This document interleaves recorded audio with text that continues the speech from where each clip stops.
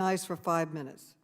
Thank you, Madam Chair. Thank you, Commissioner, for being here today. Sir, I'd like to turn your attention to this chart I have here to my right. This chart shows us the length and detail of reports released after recent NFL investigations. On the far right is Deflategate, which examined the air pressure in footballs used by Tom Brady. And following that inquiry, you released a 243-page detailed report.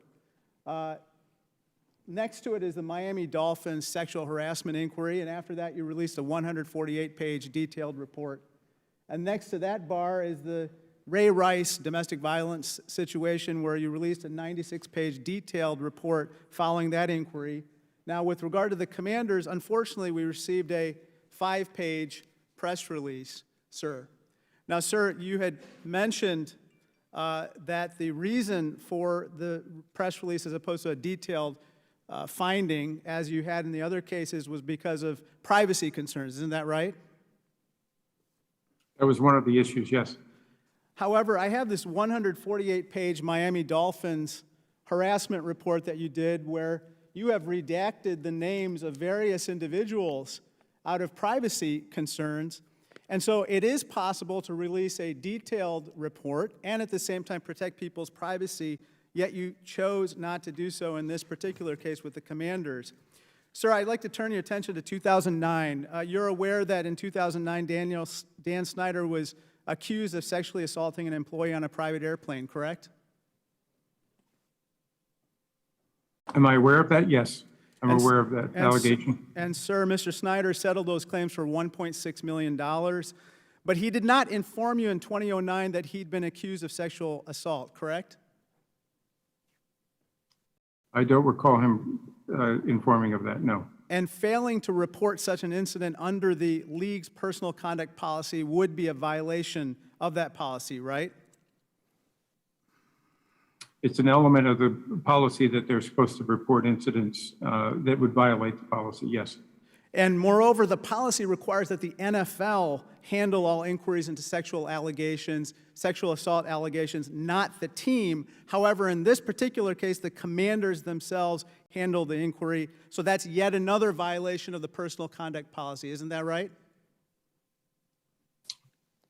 Well, Mr. Chairman, this is something that our personal conduct policy has gone through changes over the last, I would say, last 15 years.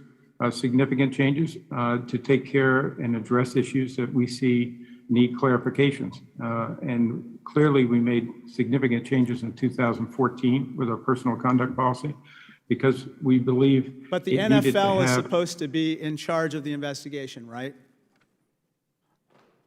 Today, that is absolutely correct, yes. And if the sexual assault allegations are substantiated, that assault would obviously be a violation of the personal conduct policy as well, because sexual assault is a violation of the personal conduct policy in the NFL, right? Yes, absolutely. Now, let me direct your attention to the case of Tiffany Johnson. She came before us and testified before me at the February roundtable and answered my questions, basically alleging that Mr. Snyder intentionally touched her in a sexual manner against her will during a work dinner. And that is why you hired Mary Jo White to investigate those allegations, correct? That is correct. And as you sit here today, you don't have personally, any knowledge of evidence that would dispute her allegations as you sit here today. That's an ongoing investigation that's being handled by Mary Jo White. She's very capable of doing that. And if it's report back to me when she's completed the investigation, and we made a commitment. If it is substantiated, Ms. Johnson's sexual battery claim would certainly warrant further disciplinary action, correct? It's an ongoing investigation, so it would be inappropriate for me to comment on that. But we've said before that we would consider discipline if the results of the investigation warranted. So let me ask you this. You called the Commander's workplace not only unprofessional but toxic for too long. Sir, in your view, is Dan Snyder's behavior and the workplace culture he created and fostered one of the worst and most toxic you've seen in your time as commissioner and your decades of service with the NFL? I have not seen a workplace in the NFL that is anywhere near what we saw in the context of that period of time for the Washington Commanders. Sir, with all the challenges we have going on as a country, why is it important that we still put an end to sexual harassment and the toxic work environment at the Washington Commanders? The Well, I gentleman think may, we have, the gentleman may Mr. answer, Chair- but the gentleman's time has expired. You may answer, but his time has expired. Yes, Mr. Goodell, go ahead. I think we have made those changes, and as I said, it's verified by independent auditors that the changes have been made in the organization, and we'll continue to do that. But I don't think any of us want to have workplaces that are not safe, not allow all of our employees to feel safe and to be productive without harassment or without discrimination or any other issues that would be negative in a professional workplace. Thank you.